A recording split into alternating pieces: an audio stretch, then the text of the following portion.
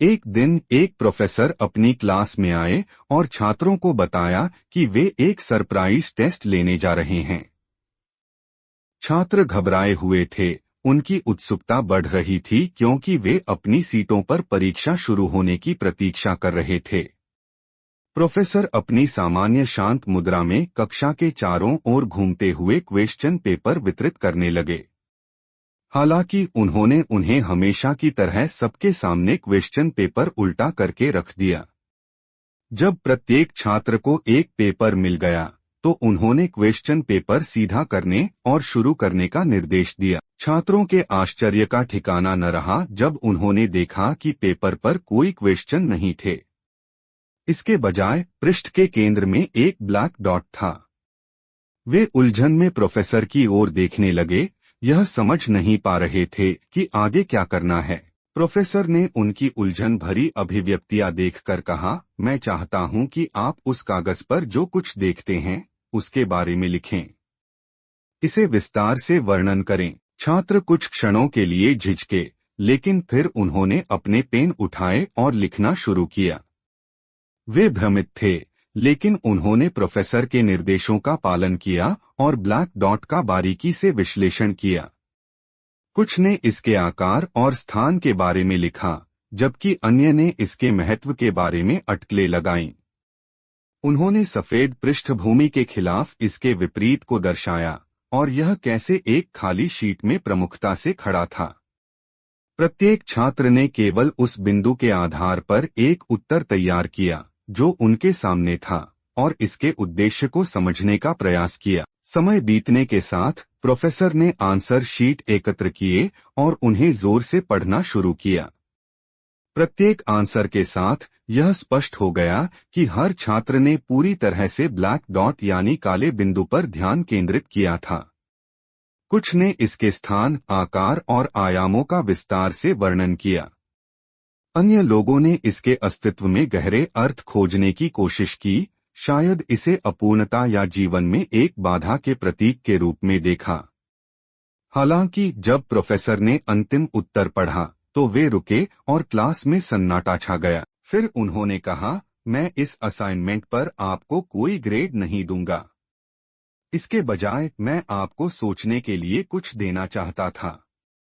क्या आप में से किसी ने पेपर के सफेद भाग के बारे में लिखा? छात्रों ने एक दूसरे की ओर देखा और उन्हें एहसास हुआ कि वास्तव में किसी ने भी उस विशाल सफेद स्थान पर ध्यान नहीं दिया जो बिंदु के चारों ओर था। उनका पूरा ध्यान केवल मध्य में स्थित काले बिंदु पर था। प्रोफेसर ने आगे कहा, यही हमारे जीवन में भी होता है। हमारे पास आभार व्यक्त करने के लिए बहुत कुछ है, फिर भी हम अंधेरे धब्बों पर ध्यान केंद्रित करना चुनते हैं। हमारा जीवन इस सफेद कागज की तरह है जो अवसरों, सुंदरता और आशीर्वाद से भरा है।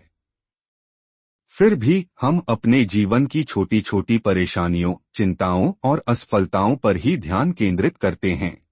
उन्होंने कुछ क्षणों का विराम लिया और फिर कहा, सोचिए। हमारे पास खुश रहने के असंख्य कारण हैं। हर दिन नया जीवन पाती प्रकृति की सुंदरता, हमारे दोस्त और परिवार का प्रेम, हमारे जीवनयापन का साधन देने वाली नौकरी और वे छोटे छोटे चमत्कार जो हमारे रोजमर्रा के जीवन में घटित होते हैं। ये वे विशाल सफेद स्थान हैं जिन्हें हम अक्सर नजरअंदाज कर देते हैं। लेकिन हम केवल काले धब्बों पर ध्यान केंद्रित करते हैं, वे स्वास्थ्य समस्याएं जो हमें परेशान करती हैं, आर्थिक कठिनाइयां, रिश्तों में गलतफहमियां और जीवन में आने वाली निराशाएं। ये चुनौतियां हालांकि महत्वपूर्ण हैं, लेकिन हमारे पूरे जीवन का केवल एक छोटा सा हिस्सा होती हैं। फिर भी वे हमारे विचारों पर हावी हो जाती हैं और हमारे दिमाग को दूषित कर देती हैं। कक्षा में गहरी चुप्पी थी क्योंकि छात्र उनकी बातों पर विचार कर रहे थे। उन्होंने महसूस किया कि वे कितनी बार छोटी छोटी असफलताओं और परेशानियों को अपने जीवन के सकारात्मक पहलुओं से अधिक महत्व देते थे। प्रोफेसर ने उन्हें केवल एक साधारण परीक्षा ही नहीं, बल्कि एक मूल्यवान जीवन पाठ भी दिया था। अपने जीवन के काले धब्बों से अपनी दृष्टि हटाओ, प्रोफेसर ने सलाह दी। इसके बजाय सफेद स्थानों की सराहना करें और उनका आनंद लें। अपनी आशीषों को स्वीकार करें, प्रत्येक क्षण को संजोएं और सकारात्मक दृष्टिकोण अपनाएं। जीवन एक सुंदर उपहार है जो आश्चर्यों और अवसरों से भरा हुआ है। जो वास्तव में महत्वपूर्ण है उस पर ध्यान केंद्रित करना सीखें और नकारात्मकता को जाने दें। उनके शब्द छात्रों के दिल में गहराई तक उतर गए।